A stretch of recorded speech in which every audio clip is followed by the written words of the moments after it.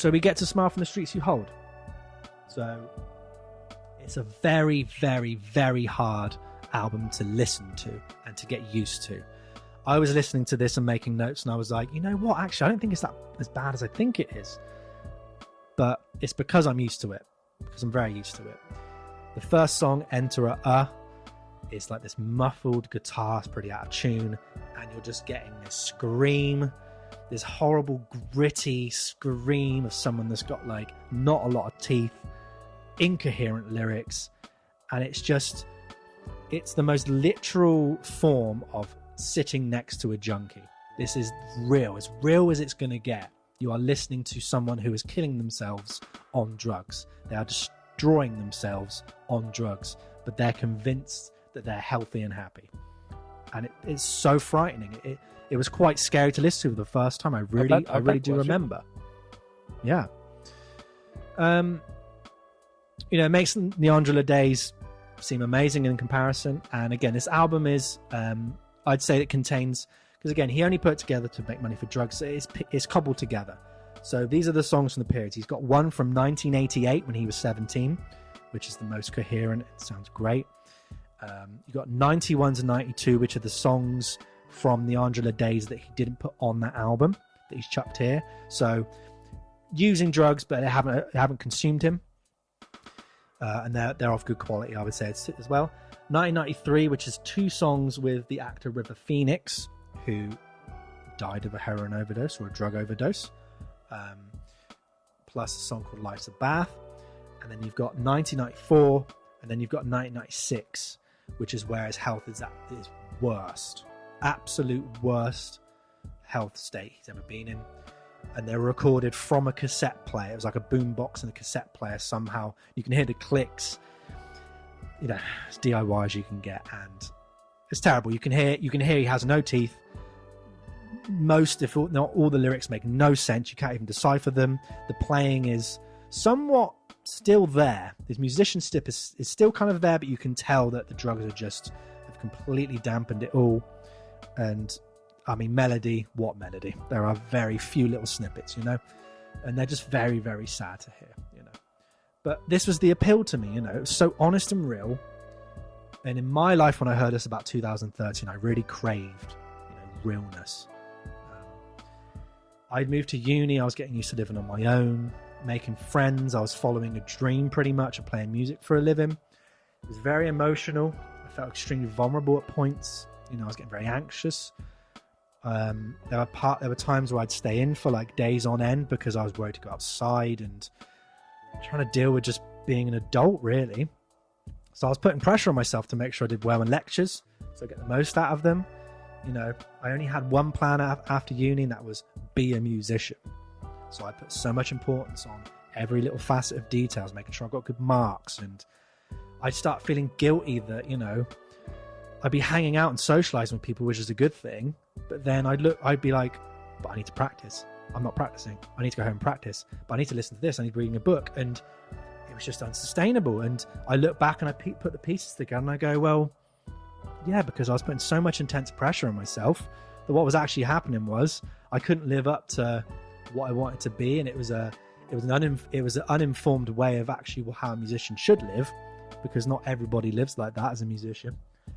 That I ended up spending a lot of time doing nothing, being depressed and being anxious and just watching YouTube and going down rabbit holes and being away from doing stuff like that, going through periods of that, And again, there are parallels there with the Frusciante story and my story, I guess. I'm not trying to play the sympathy card or say like, that was exactly the same, but maybe that was part of the appeal because I'd read it, heard about it, and it was like, okay, cool, he's my biggest idol in guitar music. It was quite hard, I experienced jobs before uni where I was convinced that I was going to be here for the rest of my life. I had a job at a supermarket and I was like, this is my life now. At 21, 22, I was like, this is all I've got. And he was the same. When he quit the Chili Peppers, he was like, that's it. I'm never going to do music again. That's it. But he was 22, 23. Obviously, he had more in life after that. Can you relate to those kind of things, Merritt? Maybe where I was in that time period? Yeah, or yourself? Yeah, I definitely can. especially during lockdown. Obviously, we went from 4 years of just constant, like, if we're not gigging, we're bettering ourselves.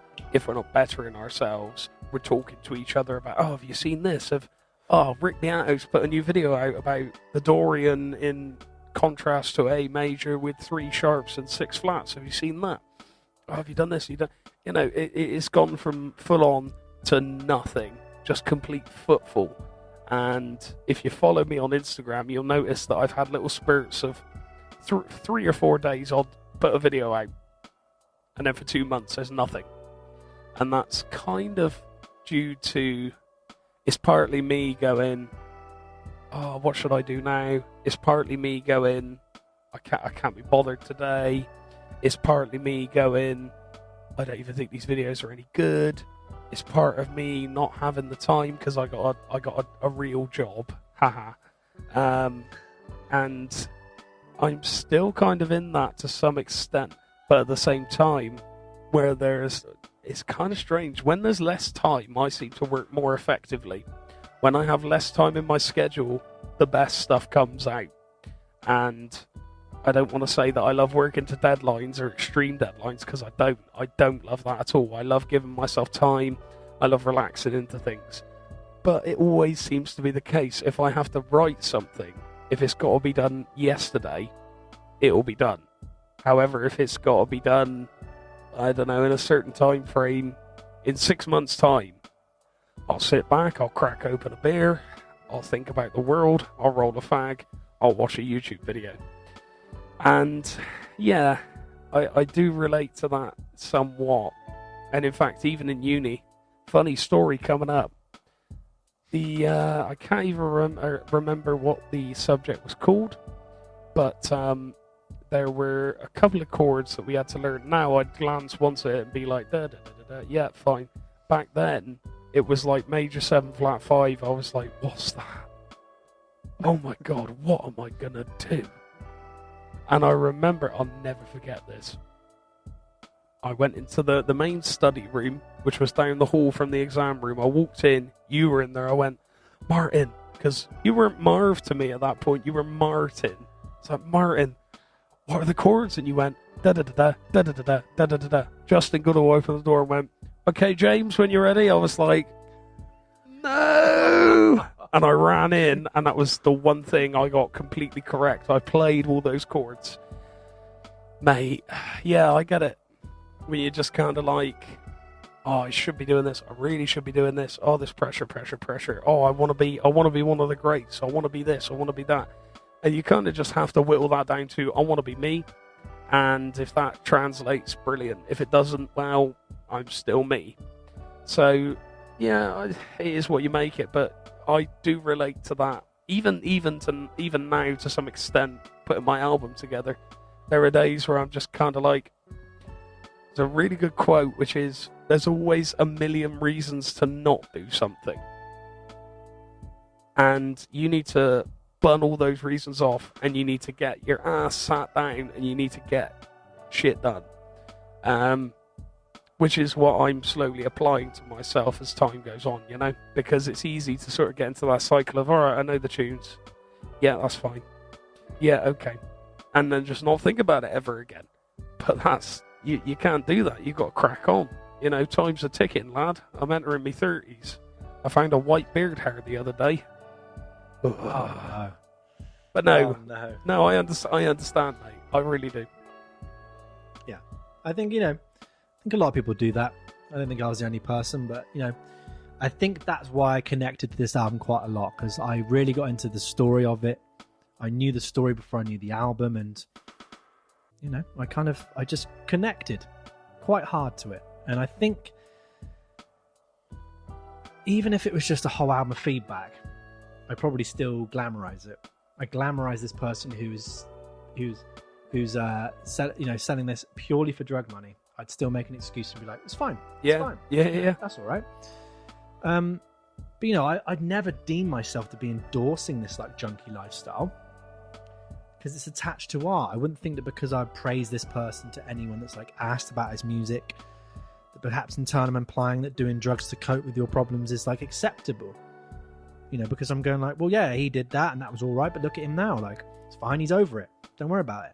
Maybe that's implying, and I'm not thinking about that do heroin and crack and alcohol and drink meal replacement. Like, you'll be fine because he did it for 6 years and was okay. It's all good.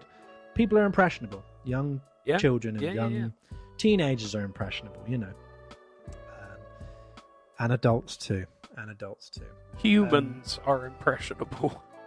Exactly, you know. So I think mainly because it's a success story. You know, we love a rags to riches. You know, the back from the brink story. The fact that he didn't die. The fact that he is still here, and that it becomes part of a larger story. That we can maybe accept that. I think that if he had died after the release of this, because a lot of people were convinced he was going to die. You know, at this time when it came out, they were just like, "Yeah, he's gonna be dead." We've got hindsight; it's a bit different. It would have definitely soured it a lot more, and maybe I wouldn't enjoy it as much, because then you've got the reality of like you are hearing someone like almost pretty much at the brink of death knocking on the door, singing songs to you to feed the thing that's killing them. It would be very uneasy, and especially if I'd bought a copy at that time, if I was old enough, and then knew that after the fact. I mean, I reckon I'd carry some of that guilt, you know. Part of my money's going towards him killing himself. It would just be it would feel very uneasy, you know. But look at someone like Wes Borland from Puddle of Mud, who struggled with addiction for many, many years. His band left him, quit the band on stage, and he was there singing to a backing track on songs, other people's songs. Everyone was just like, he's going to kill himself. Everyone started alienating themselves from him, and what's the point of Puddle of Mud and the band and all these things. People were turning up to shows to watch the drama and watch the chaos.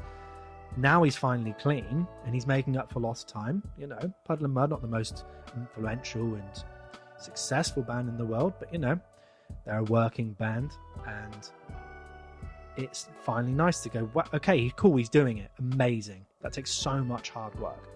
Like, well done to him for getting his life around.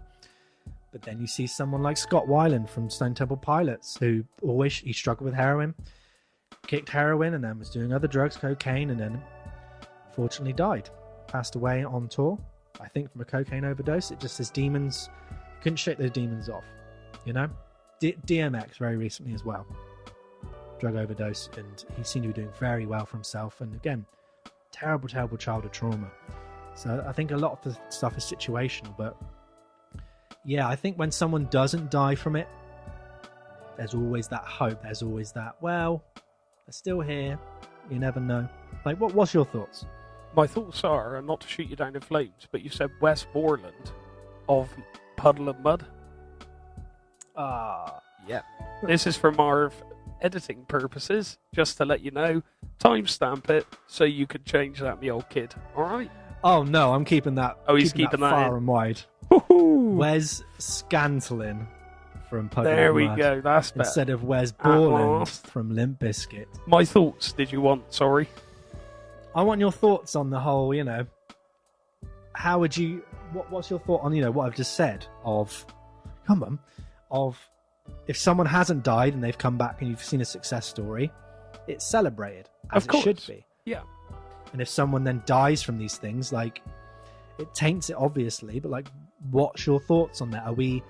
Is there some sort of glamorization there of me saying I'm liking this Smile from the Streets You Hold album, and by turn maybe influencing other people? I could be influencing someone to, you know, I'd be glamorizing drugs to somebody. What's your thoughts? I mean, yeah, it definitely does glamorize it, because drugs aren't glamorous.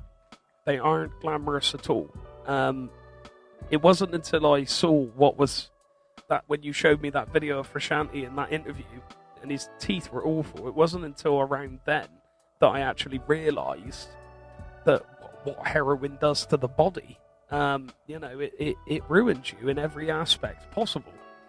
Nobody sees that part of it. Nobody sees you vomiting for days when you're trying to get off it. Nobody sees... that was something I wanted to bring up, actually. There was like I don't think it ran for very long. It was a TV show on MTV, because of course it was. if there's any way to gain money out of it, they'll have a camera there in half an hour. Yeah. It was celebrities who were going through addiction issues.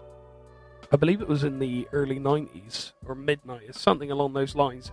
There were a lot of musicians from the 80s who were killing themselves in the 90s, basically. Is this Celebrity Rehab with Dr. Drew? I actually think that's what that is, yeah. I think that was late noughties. Yeah, early okay. tens. Okay. There's a video of Steven Adler, the drummer for Guns N' Roses, and he is walking around this mansion crying his eyes out because he can't find his shoes. That's not glamorous to me at all. In actual fact, he probably can't even watch that now. He probably cringes at the thought of it. And again, this was a man that legally was a missing person for 7 years. He had just disappeared off the face of the planet. And I think, especially through the music, I mean, we'll go right back. Brown Sugar by the Rolling Stones. What a lovely little tune, yeah? What a lovely little tune. I love that song. Heroin. Do you know what I mean? In fact, the best, potentially the best Rolling Stones album was one where the whole band were in a basement waiting for Keith Richards to come around after a 3-day drug and drink binge. And then he got plenty of coke up his nose, heroin in his arm, and then he laid down the bones for that album. Again, it's glamorizing it. It's glamorizing it. Slash, he died for 5 minutes in 1995 because of heroin. And they don't tell you this, but when people die, they shit themselves. That's what happens. Your bowels void. So imagine that. You're in a bubble, all of a sudden everything goes black and you wake up in a hospital bed with shit in your drawers, feeling like the arse end of a dog. And that's not glamorous at all. Not in the slightest. I mean, it's easy to look at it as like he's cool, like, oh, look at that. And I've even said it before, like, when I first started getting into smoking, one of the main reasons why is because loads of my mates were doing it and it looked cool. It ain't cool. It is not cool. In fact, I've just knocked over my life. Never mind, eh? It's only on video now. Does that look cool to you, Marv? I mean, that looks absolutely disgusting. Yep. And you know my thoughts about you smoking. You're a grown-ass man. No, I get it. No, absolutely. But if you didn't smoke, I'd be a happier person. Oh, I know. I've plenty of my friends are like that. Like I said, I'll be trying it before long. But yeah, it's not cool. None of it is cool.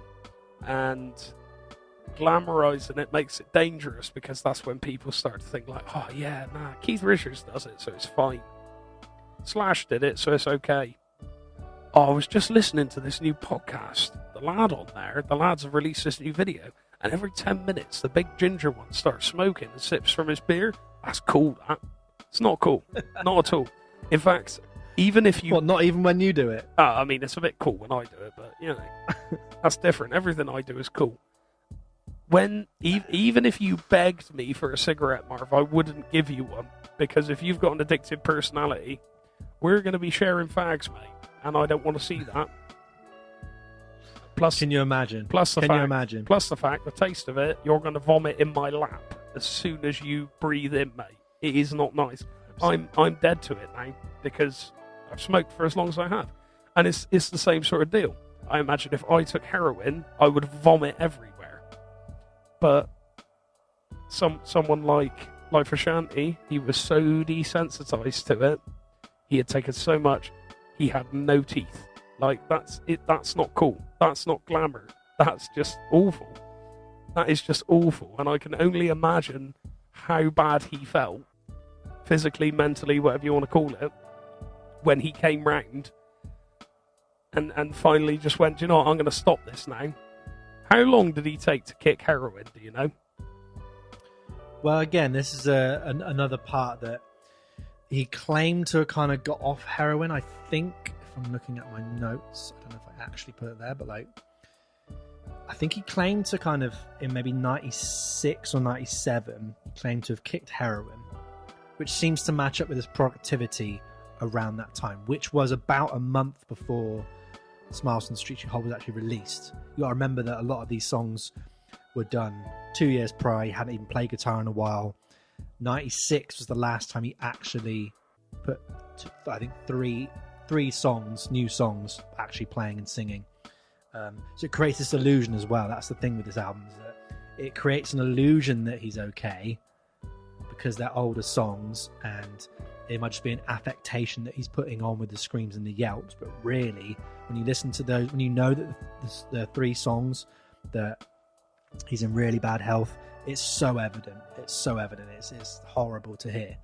But yes, he kicked heroin, and then there was claims that he claimed he was sober, went on tour, but then there was like, he was still doing cocaine or still drinking. There was still like little bits he was doing. And it wasn't until he actually went to rehab properly in 1998 that he never really went to that style of drug abuse ever again.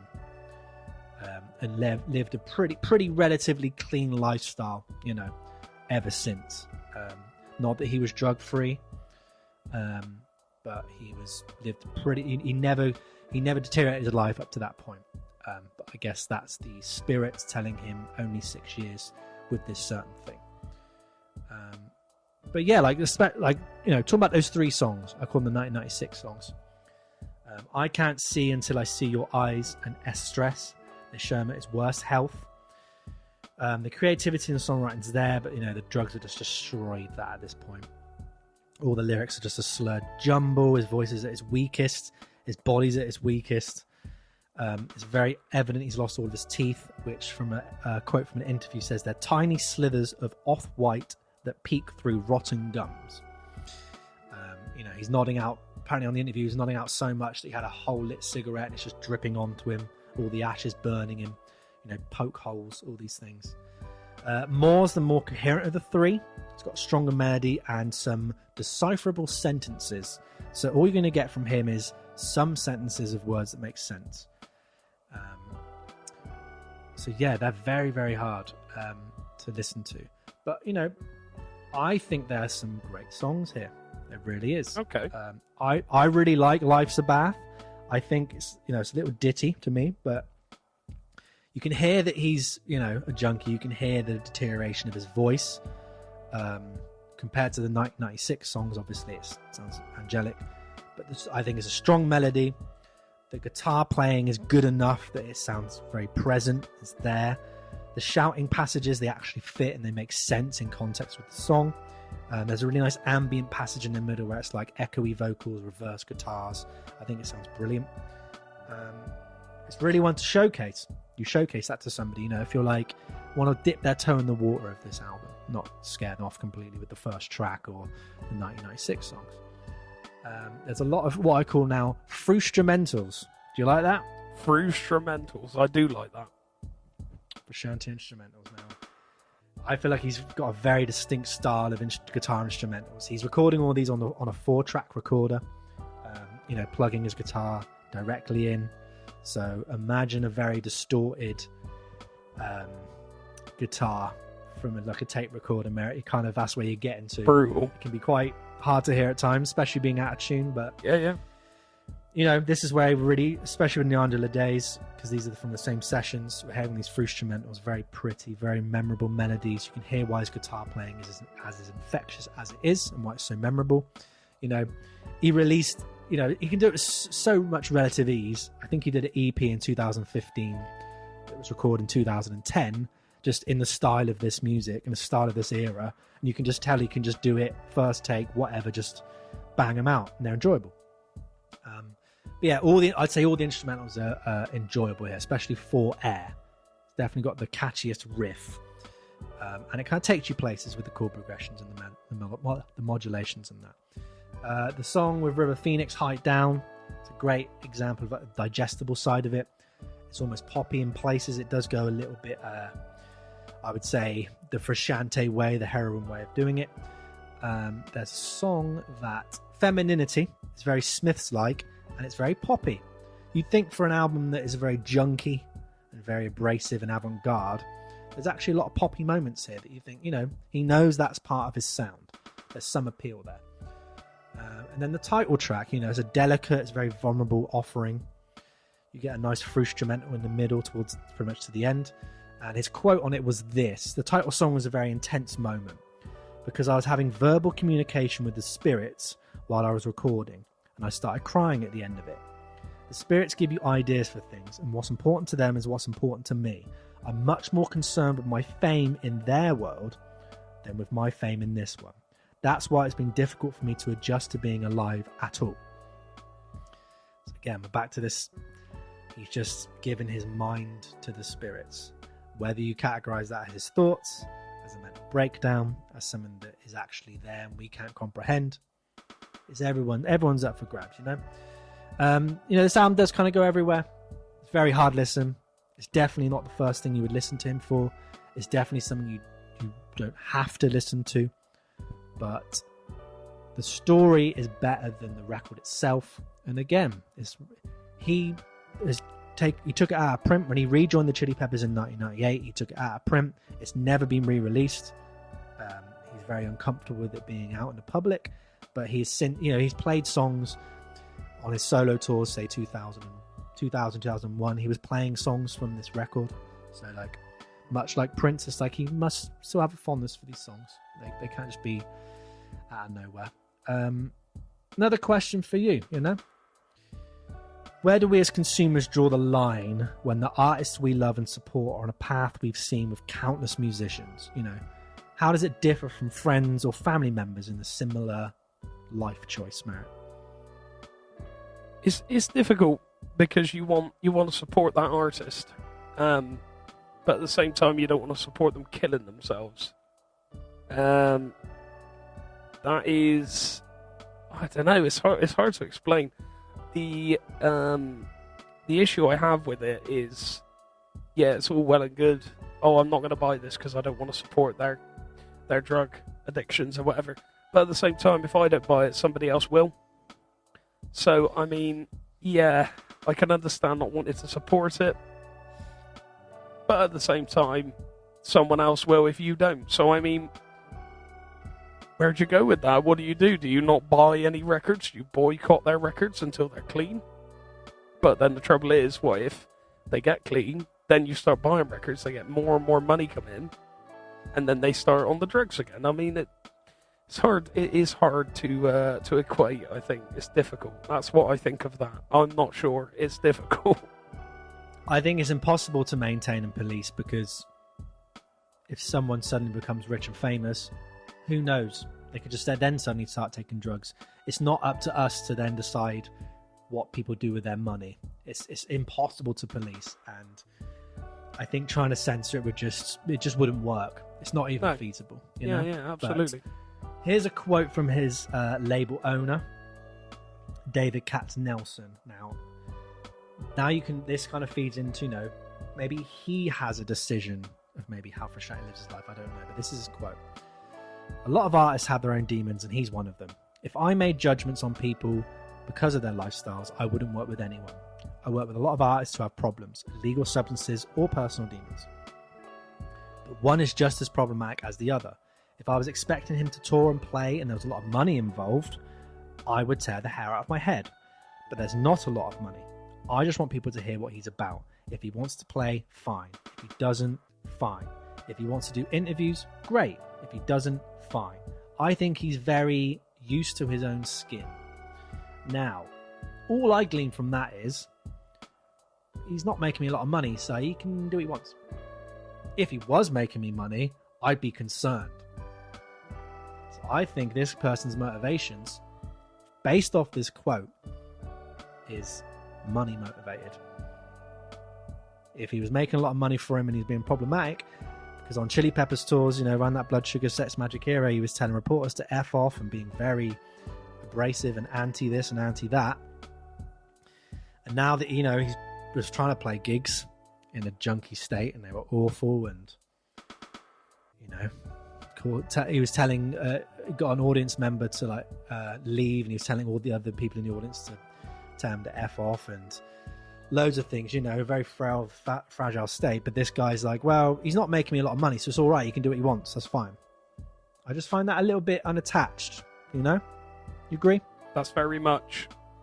I care more about the numbers popping up on the screen when I go and see the bank than I care about this human being, and I really want to get him clean and I want him healthy, and which is ironic because I would just have to guess that when he's with the Chili's, I imagine he's making a lot more money than when he's on heroin and releasing solo albums. So, I mean, yeah, that's kind of a stupid move for him in more than one way. But that's the music industry. Also, kids, there's a downside too. Is that it? Is that just the... That was it, yeah. It was an ad-lib on a quote, but, Okay, I liked it. Wow. Again, not going to do a track by track, but I think, this album represents the worst that drugs can do to a person and encapsulates it in album form. It's incredibly hard to listen to at points, especially the first track. And if there's ever an example of what the worst things these drugs can do to a person, this album and its story is a clear and real example. A very, very real example. I think that's why you can consider it very bad. It came out, people weren't very receptive of it. There was a review of I'm going to give it 0%. You deal with it on your own. You make your own mind up and whatnot. Again, I understand I have the sun in my face, but my lights don't work. So hopefully it'll work. I'll try with this. So yeah. Again, doesn't match up in my life because I've never done drugs, and maybe in other areas, aspects of my life, I used to be very anti-drug and try not to. I wouldn't even listen to drum and bass because I thought it was so connected to drug taking. And there were certain people that I wouldn't want to hang around with because they did drugs, or I looked down upon them wrongly and harshly and judged them. But just as an interest, just watching in this fascinating kind of story that you just can't believe. I can't believe that he didn't die. It was so to the brink of it. But again, the saving grace of the album is that he survived. He's then made better work and better material, and it fits into the whole narrative of his life.